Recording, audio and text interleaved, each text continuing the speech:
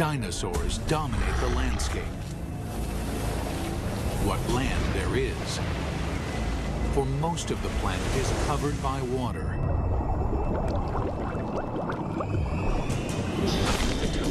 These vast oceans are a cauldron of violence, a world much more dangerous than the land above.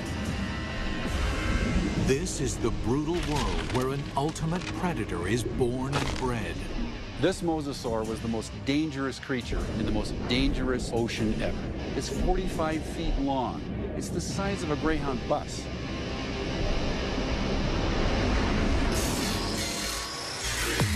Now a monster is resurrected inside a laboratory.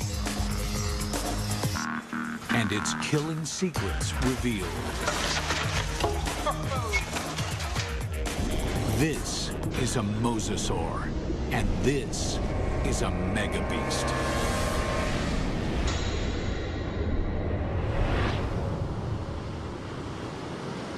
This is mosasaur country. At least it was.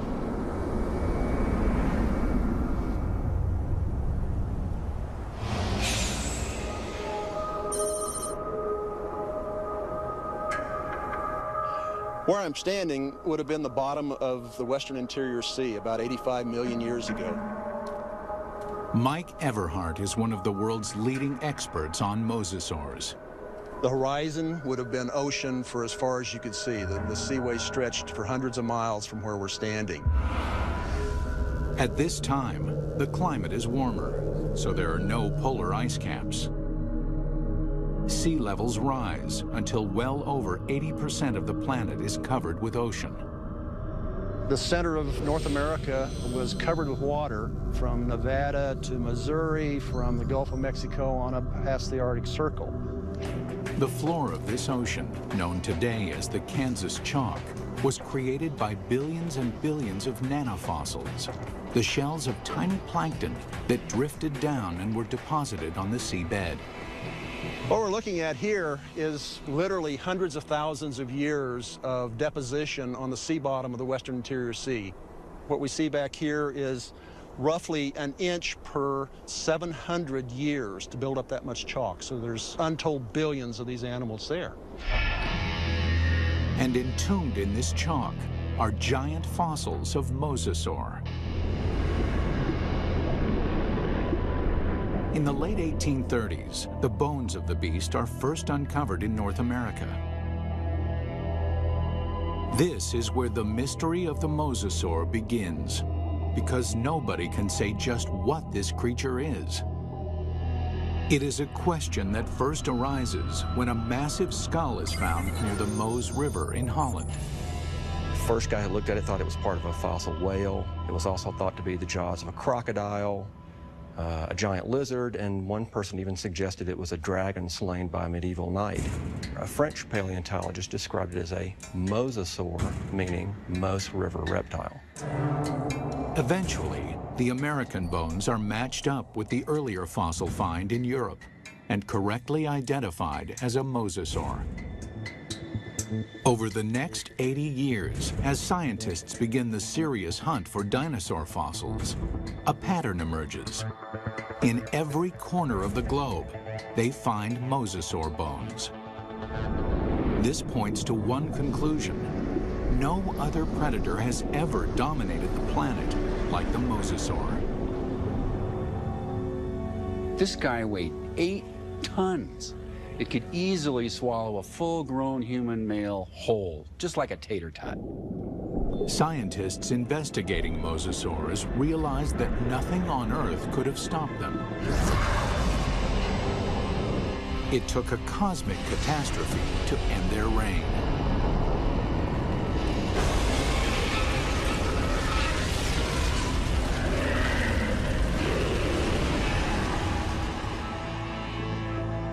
As scientists explore mosasaur evolution, their investigation yields a startling revelation. The ocean's top predator came from the land. These sea monsters began their journey as tiny lizards at the mercy of giant dinosaurs.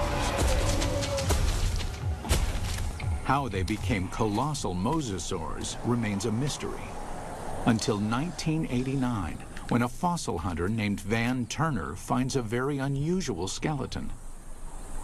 Turner takes the fossil to Mike Polson, a paleontologist at Southern Methodist University.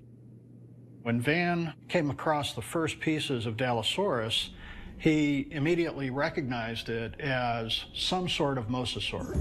Named Dallosaurus after its discovery in Dallas, Texas, the bones were pieced together.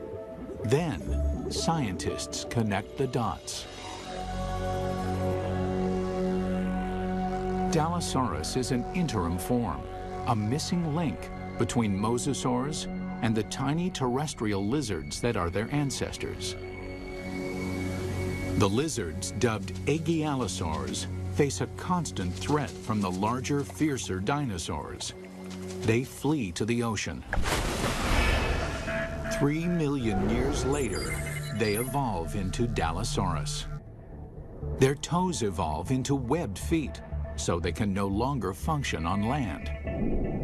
In the span of 6 million years, they grow from a small 3-foot lizard into the giant 50-foot mosasaur. The mosasaur's development demonstrates that even in evolution, timing is everything. Warm temperatures and shallow seas create an abundant food chain in the ocean. This is a perfect environment for animals to take to the water. But these life-giving seas can quickly turn deadly, even for mosasaurs. The competition is everywhere. Everything in the oceans then would have looked very strange to us today. All the fish seemed to have been armed with mouthfuls of teeth. It seemed like everything in that ocean was a predator and just built for killing things. Like Zephactinus, a bony fish that is armed with a mouth full of long, needle-like teeth. The plesiosaurs are marine reptiles and top predators for over 100 million years. They come in 2 lethal varieties. One deals death through speed and agility. The other is a behemoth, so mammoth, nothing dares challenge it. And of course, there are the sharks. These predators were around 100 million years before dinosaurs had ever roamed the earth. This is a tooth from a large shark that lived during this time, during the age of mosasaurs swam in this ocean. It's from a shark called Critoxorana mantelli, the Ginsu shark. And I called it that specifically because it's sliced and diced. The Ginsu is a giant shark. Reaching a length of 25 feet, it dwarfs any modern great white. This shark was literally able to bite through bone. We know that because we find pieces of mosasaur that have literally been severed from the bodies, swallowed, partially digested, and then regurgitated again. To survive, mosasaur had to change its land-based behavior, tearing out a place for itself at the very top of the food chain. But what allowed this creature to evolve into such a relentless killer? It's all in the bite. You'd probably be in shock after a bite like this.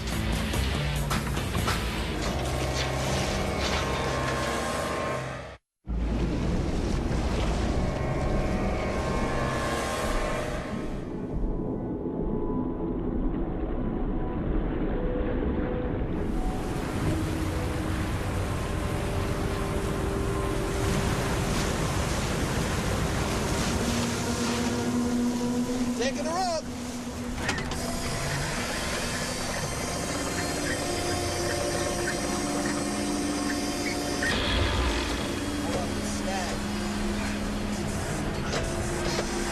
Even more power.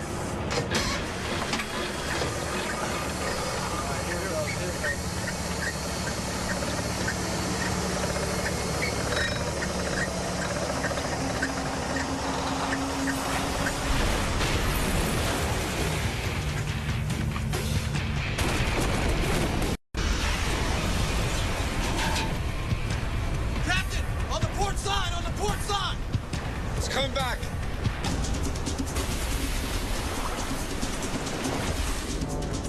We humans got lucky. We managed to miss out on the mosasaur.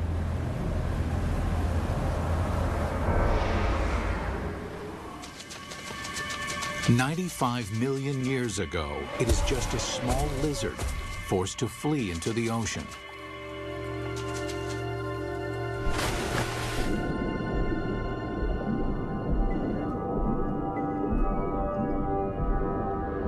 Within 6 million years, it grows into one of the most successful predators of all time. But what made the mosasaur such a monster killer? Millions of years of evolution created a perfect formula for the perfect killer. This is how you make an apex predator. First and foremost, breathing. Like whales, mosasaurs can spend long hours submerged in the sea, but they still have to come up for air. And then there's food. Fish are nutritious, but they're fast and slippery. To catch them, mosasaurs must develop the skills of an efficient hunter. Another part of the formula, hearing. In the water, sound location becomes a prime method for hunting. Mosasaurs modify their terrestrial ear into a super amplification system that makes sounds 38 times louder. In his studies of the mosasaur, paleontologist Dr. James Lamb has been able to reconstruct the creature's hearing mechanism. This little piece fits in this pit and moves back and forth. And then this piece fits here, and a small movement in this first piece creates a large movement in this one. So it's a system that's finely tuned for conducting sound through water. Even though sound can lead them to the prey, it's difficult to detect a target if it's in murky water. Here, mosasaur would have the advantage by using the keen sense of smell inherited from its land-based ancestors. A mosasaur like this would have had a tongue that would function exactly like a monitor lizard's tongue. The reason why the tongue is forked is so that the animal can smell in two different directions at the same time. This is smelling in stereo. One more addition to our killing formula. Sonar. The last piece in the puzzle is this set of nerves that run down the side of the upper jaw and especially are concentrated here in the snout. And it's a system for detecting the pressure wave given off by the prey. Mosasaur uses this pressure wave sonar to hunt, much like modern killer whales use echolocation. All these adaptations mean mosasaur has a good chance of locating dinner, but they still have to catch it. And chasing down fast, elusive prey requires jet-like speed. So how does an 8-ton, 50-foot monster propel itself? This alligator has another piece of our formula, a massive tail. Along with crocodiles, gators have a long, flattened tail shape similar to mosasaurs.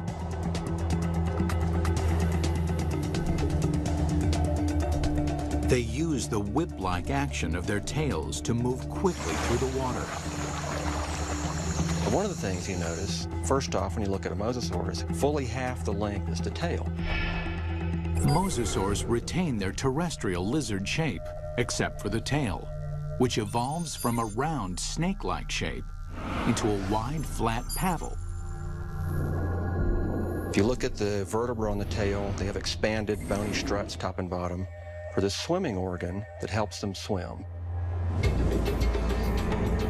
Using modern gators and crocs as a comparison, scientists estimate a mosasaur can reach a top speed of 30 miles an hour. Its whip-like tail is good for quick acceleration, but not sustained high-speed chases. Fish are built to swim fast and far. Mosasaurs won't win a marathon, so they have to strike quickly.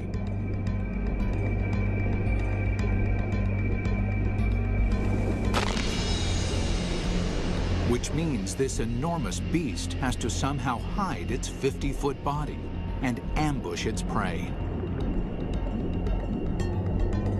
Imagine that this animal is sitting on the bottom, takes a deep breath, it just waits there for something to swim by, close enough that it can get that sustained burst of speed to go out and catch it. Speed and surprise are two critical elements, but mosasaurs also need agility. That's where the paddles come in. They propel themselves with the tail, they steer with the paddles. These paddles are short and strong, allowing this long lizard to corner on a dime. Like flaps on an airplane wing, the paddles create drag, which makes them turn. For mosasaurs to be successful underwater, there was one land-based trait they absolutely had to jettison: their sensitive inner ear. The inner ear controls a creature's sense of balance. For land-based predators, maintaining balance is critical.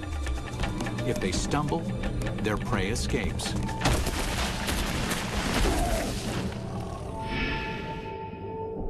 But in water, animals move in every direction, like a gyroscope. An animal with a sensitive inner ear can quickly become dizzy and disoriented.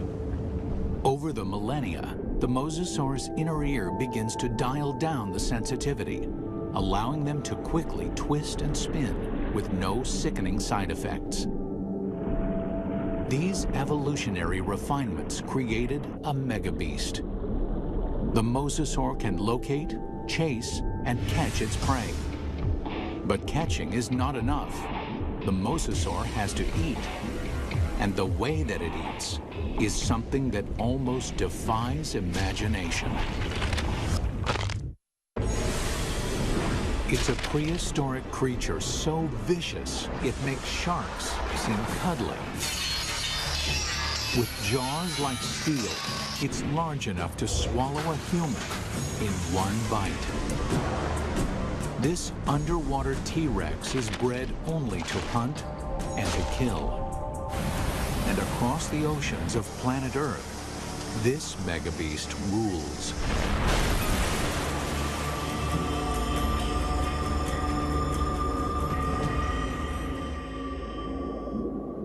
But 95 million years ago, mosasaurs had some serious competition from a familiar denizen of the deep, the shark. Prehistoric sharks, like their modern cousins, are vicious and durable, traveling vast distances, ripping apart any creature that gets in their way. Sharks had been around for over 250 million years when mosasaurs evolved onto the scene. At that time, the largest, fiercest shark in the water was the giant Ginsu shark. The Ginsu would have, of course, looked very much like a modern great white, a very big, heavy-bodied shark. At a length of 25 feet, the aptly named Ginsus are over 10 feet longer than a typical great white. With mosasaurs and Ginsus hunting in the same waters, one thing is certain: there will be blood. There was quite a competitive relationship going on when the big sharks and the mosasaurs were running into each other frequently. And at least at first, the mosasaurs were losing a lot. There's definite evidence that sharks attack mosasaurs. You can see right here that there are clear bite marks from the arc of the mouth of a shark that was attacking. These big sharks carved up a lot of mosasaurs. So we find shed teeth, we find bones that are severed during this time.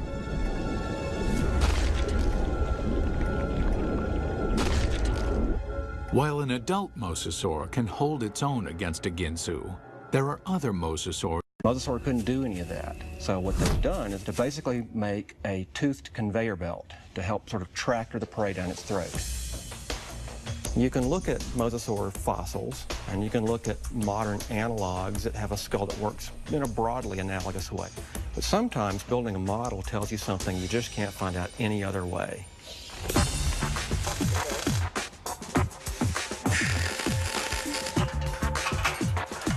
Dr. Lamb works with Real Effects in North Hollywood, California, to build a life-size mosasaur skull, complete with a set of death-dealing jaws.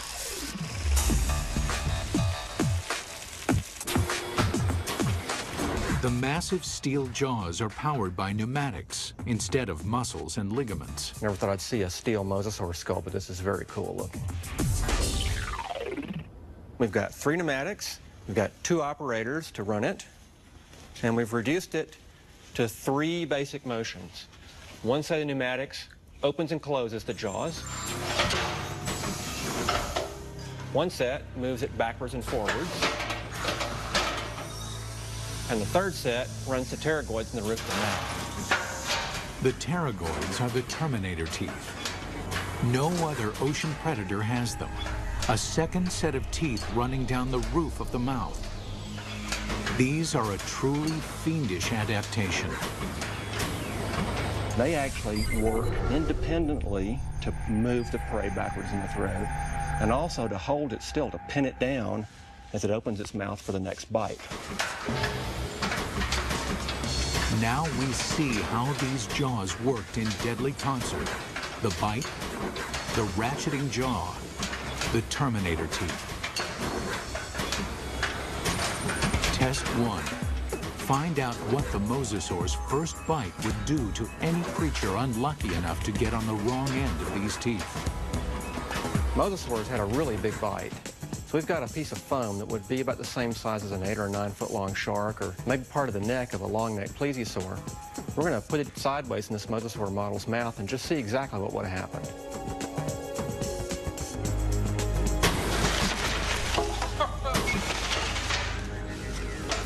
Well, that's going to leave a mark, isn't it? That's a broken neck. I'm pretty convinced that this thing would have probably killed something with the first bite. First time it bit down and ratcheted back like that, the thing's neck is broken. Test 2. Measure the capacity of its bite. Very simply, when our metal mosasaur chomps, how much ersatz meat goes into its mouth? We've got this piece of foam with 4-inch squares painted on it. We're going to feed it to this mosasaur and see how much with each bite this thing would have dragged its prey down its throat.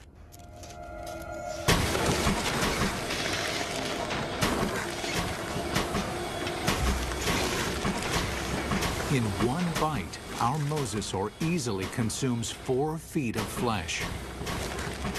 That means this mosasaur could eat a 20-foot animal in 5 bites. Or an adult human in a single gulp.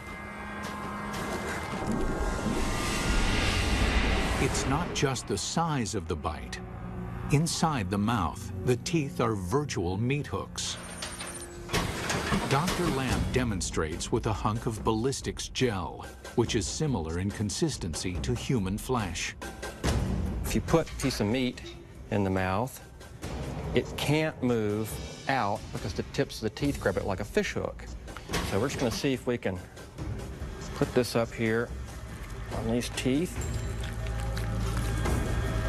You can't come out this way because you're caught on these teeth. The only way you can really go is further into the mouth, which is really not the direction you want to be going. And let's just see what happens here.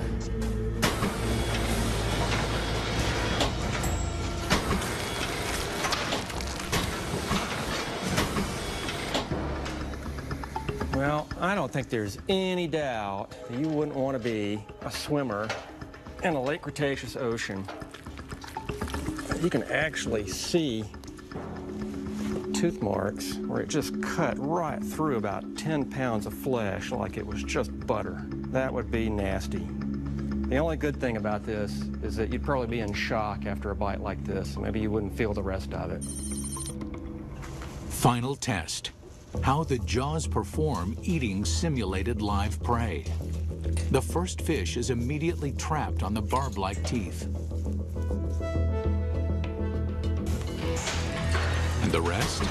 Well, straight down the old mosasaur hatch.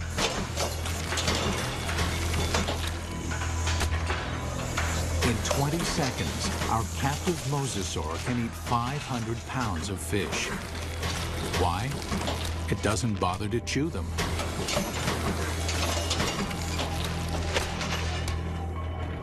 There's a rapidly vanishing cloud of red and a few scales, and that's all that's left of it. For dessert, they test an item that mosasaur never had the opportunity to eat.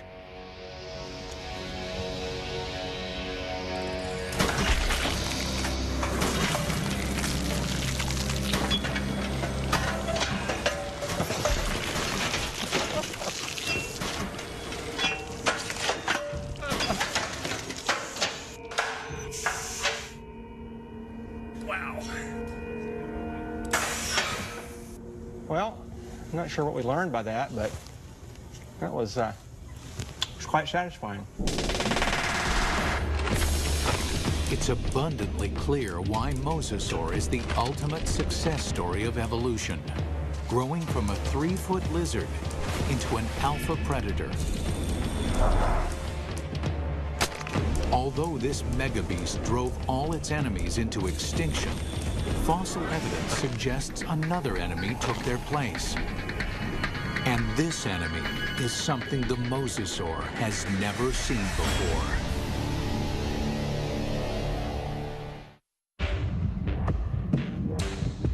From its humble beginnings as a 3-foot lizard, the mosasaur evolved into the most dominant megabeast the world has ever seen.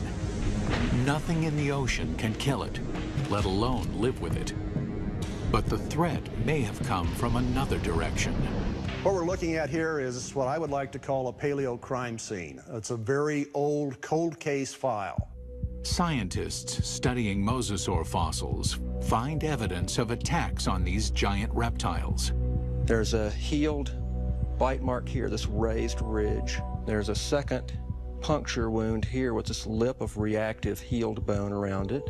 There are 2 marks up here on the top of the skull, and it probably killed the animal fairly quickly. What animal is vicious enough to attack the deadliest creature in the sea? And we can measure the distance between those bites, and we can marry it up with the jaw of another larger mosasaur, and the teeth fit perfectly into those holes. It makes perfect sense. The only thing mosasaur had to fear may have been mosasaur itself. Experts think that mosasaurs engaged in snout wrestling or face biting to establish dominance. We see really analogous behavior in modern saltwater crocs. Almost always the males, and they're defending a breeding or feeding territory.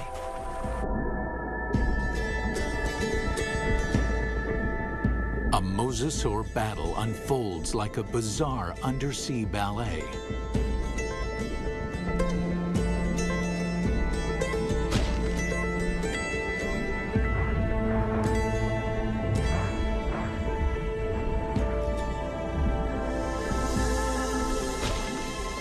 When one establishes dominance, the other gives up and swims away. This type of competition is common animal behavior. But scientists uncover something shocking in this particular set of fossils. Evidence that suggests not simple predation, but something close to murder. We've got the fossil evidence that shows that mosasaurs killed other mosasaurs, and they didn't eat them. I mean, it wasn't for food. By looking at the damage on the skull, Everhart believes that this wrestling match turned deadly. The fossil evidence shows the dominant mosasaur clamps down on his opponent's skull. And as the skull of the mosasaur rolled to the side, these teeth pulled out and left these big drag marks across the bone, very deep wounds. Not only is the skull crushed, but evidence suggests the killer then broke the victim's neck. We found the neck laying off like this at a 45-degree angle to the skull, indicating that it's probably broken right up here next to the brain case. Not even great white sharks or saltwater crocs deliberately kill their own kind. They killed, kind of like humans, they killed for other reasons than for food. And mosasaurs were different in that regard. We don't see that in very many other animal groups. Still, scientists believe this gladiator-like behavior would not have caused the mosasaur to go extinct. In point of fact, they seem to thrive on violence. 70 million years ago, with no other competition in sight, mosasaurs continued to evolve, becoming even more diverse. There's well over 50 species of mosasaurs. They began moving from the ocean into freshwater, seeking prey in swamps, estuaries, and rivers. Nothing on Earth could have stopped these megabeasts. Nothing on Earth, that is. It took a 6-mile-wide chunk of rock that slammed into the Earth 65 million years ago to end the reign of the mosasaur. We're talking about something that released as much energy as every nuclear weapon on the planet, times 1,000, set off all at once. The magnitude of this blast causes a shockwave of earthquakes and volcanoes. Mega tsunamis race across the oceans. A cloud of superheated dust and molten rain fills the atmosphere, blocking out almost all of the sunlight. This devastates the food chain. 75% of the species on Earth are wiped out. With its food supply drastically reduced, the mosasaur is doomed. This cataclysmic event paved the way for the development of mammals and eventually humans. But what if the comet had missed? If mosasaurs had been allowed to thrive, how different would our world be? We wouldn't have any whales, or dolphins, or porpoises, or seals, or sea lions. The oceans and all its fish would belong to the mosasaurs. Bring her down. Fishermen would find very little to catch, if indeed there were humans on the planet at all.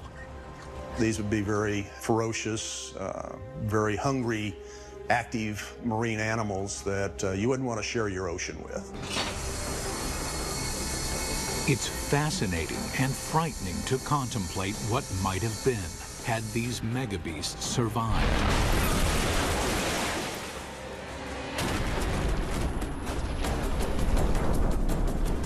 The oceans of the world patrolled by these giant killing machines, 50 feet long, with jaws the size of T-Rex. Always hungry, always waiting, just offshore.